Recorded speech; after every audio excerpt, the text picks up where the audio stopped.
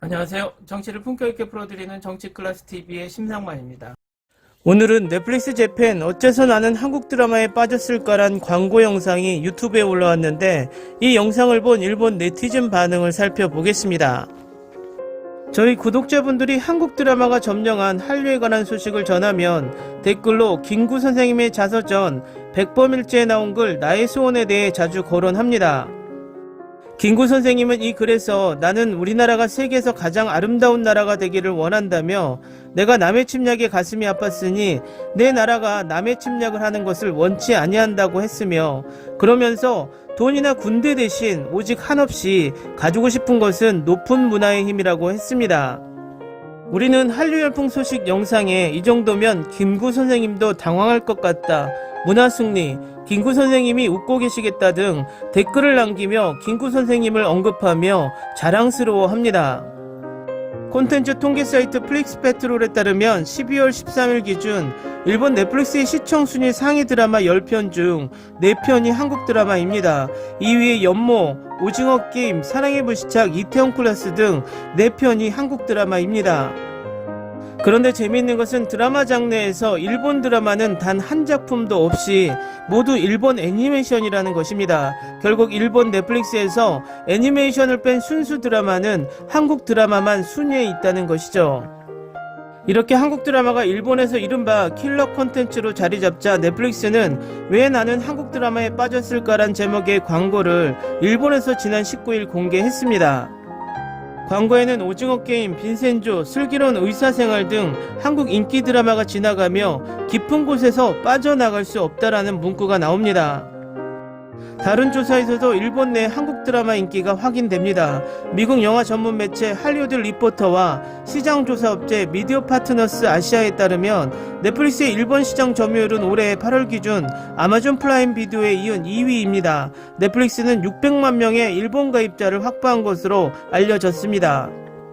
그런데 아마존 프라임 가입은 아마존 상품 배송비 공짜 혜택을 받기 위함이고 1년 가입비가 우리 돈 5만원 정도라 부담없이 가입하는 것으로 알려져 드라마를 시청하기 위해 아마존 프라임을 가입하는 사람은 상대적으로 적다라는 것이 일본 내 중론입니다.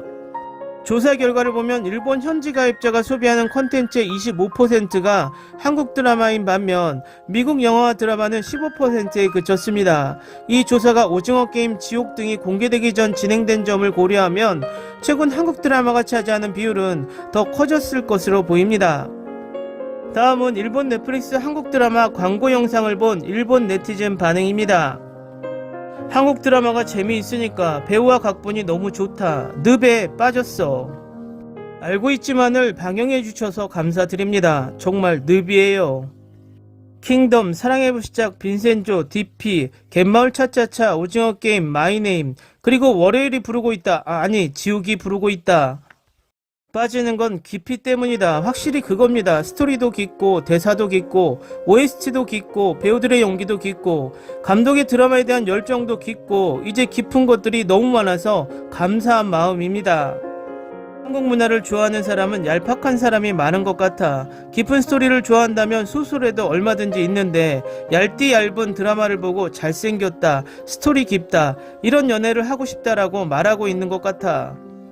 빈센조 정말 늪같은 드라마, 수면 부족 드라마야. 너무 재미있어. 오, 뭔가 도발적으로 CM을 만들었네. 이거 괜찮을까? 각본 연출의 굉장함은 말할 것도 없지만 무엇보다 인상이 남는 배우가 많다고 생각합니다. 한번 빠지면 계속 다른 연출 작품이 보게 되고 어느샌가 늪에 빠져 있습니다. 슬기로운 의사생활은 정말로 기억을 지우고 다시 한번 보고 싶은 드라마다. 오징어 게임으로 시작되어 마이네임 알고 있지만 완전 늪이야. 항상 살고 있는 공간과 다른 세계로 파고 들어갈 수 있는 행복이 있다. 더 많이 보고 싶어요. 돈을 들이고 있고 배우도 능숙하다. 연모의 아역도 그 나이에 1인 역을 하며 이야기를 제대로 끌어당긴다. 정말 굉장한 연기였다. 나라는 그렇지만 굉장한 건 굉장하다. 넷플릭스의 한국 밀어주기가 불쾌해서 멤버십 그만뒀습니다. 넷플릭스는 요즘에 한일 관계를 좀 더 고려할 편이 좋을 거다. 빠지는 건 표절했으니까.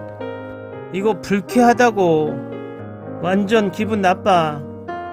엄마가 보고 있어서 함께 일화를 봤는데 일본 드라마보다 재미있을지 모르겠지만 깊이가 있느냐 묻는다면 한국 드라마도 가끔은 우연히 일화가 그럴지도 모르겠다.